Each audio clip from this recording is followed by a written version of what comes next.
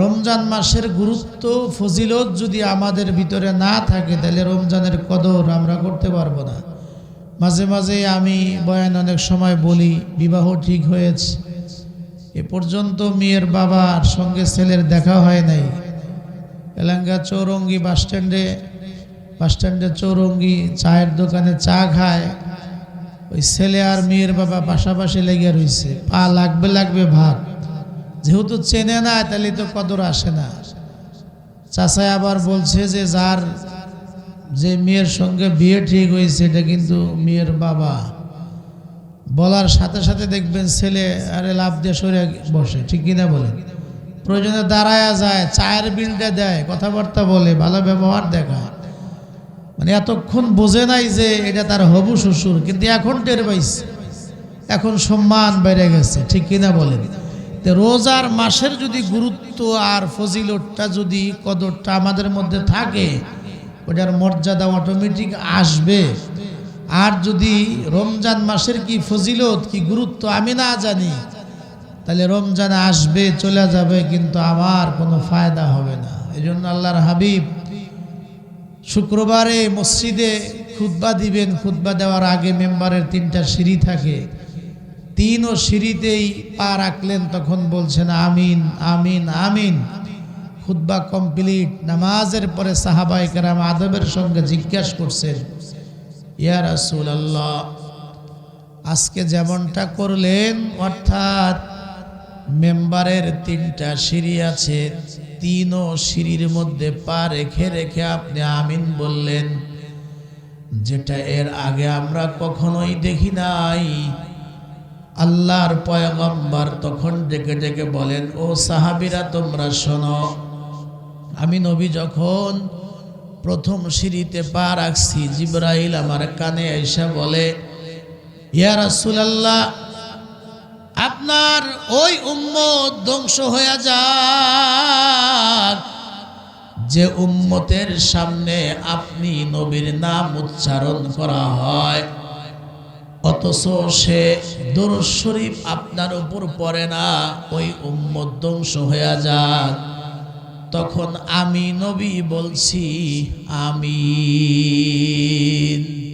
আপনি নবীর নাম শুনে উম্মত, অথচ সে আপনার উপর দরুদ পড়ে না, ওই উম্মত ধ্বংস হয়ে যাক। জিবরাইল যখন আমার কানে কথা বলছে, তখন আমি বলছি আমিন। এই জন্য মাসআলা হলো, কোনো মজলিসে যদি আমরা বসি, এই যে মাহফিলে বসছি, নবীর নাম যখন আমরা শুনবো, প্রথমবার দরুদ শরীফ পড়াটা হলো ওয়াজিব। এরপরে যতবার নবীর নাম শুনবো, প্রত্যেকবার নবীর উপরে দরুদ শরীফ পড়াটা হলো মুস্তাহাব। বড় দরুদ শরীফ না পড়লেও ছোটটা পড়ি, যতবার নবীর নাম শুনবো আমরা বলবো সাল্লাল্লাহু আলাইহি ওয়াসাল্লাম, প্রথমবার পড়া ওয়াজিব। এরপরে যতবার শুনবো ততবার পড়াটা হলো মুস্তাহাব। জোরে বলেন না সুবহানাল্লাহ।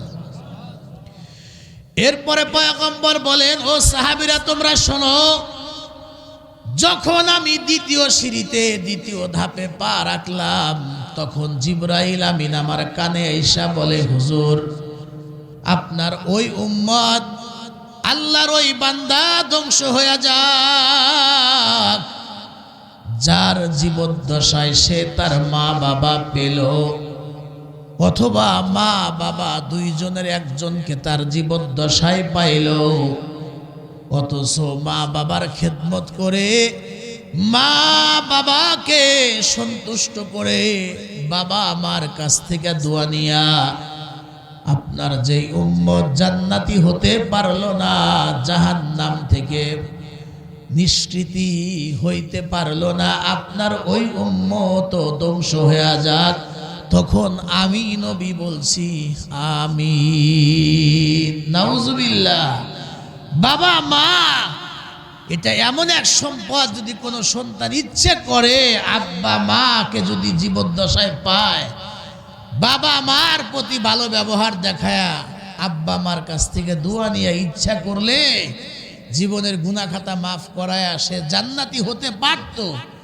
কিন্তু আপনার যে উম্মত গুরুত্ব দিল না, বাবা মারে সন্তুষ্ট কইরা জান্নাত উপার্জন করতে পারলো না, আপনার ওই উম্মত ধ্বংস হোক। তখন আমি নবী বলছি আল্লাহুম্মা আমিন।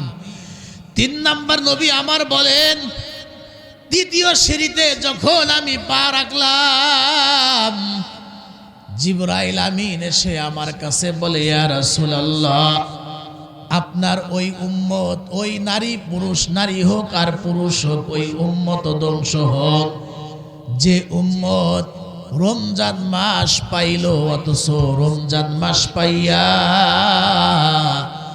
যেই রমজানে রহমত, মাগফিরাত, নাজাতে ভরপুর, রোজা অবস্থায় দোয়া কবুল, ইফতারের সময় দোয়া কবুল, তাহাজ্জুদের মুহূর্তে দোয়া কবুল, এত ফজিলতপূর্ণ একটা মাস যেই উম্মত পাইল, পাইবার পরেও সে এই রমজান মাসটাকে কাজে লাগায়া নিজের জীবনের গুনাহ খাতা মাফ করায়া সে জান্নাতি হতে পারল না, আপনার ওই উম্মত ধ্বংস হয়ে যাক। তখন আমি নবী বলেছি আল্লাহুম্মা আমিন।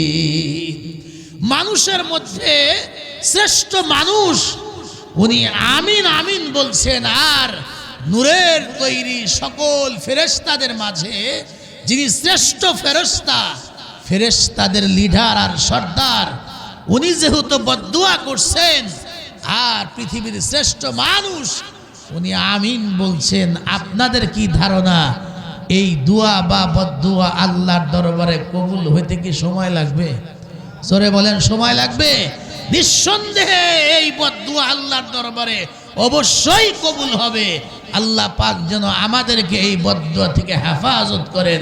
একটু জোরে বলেন না আল্লাহুম্মা আমিন।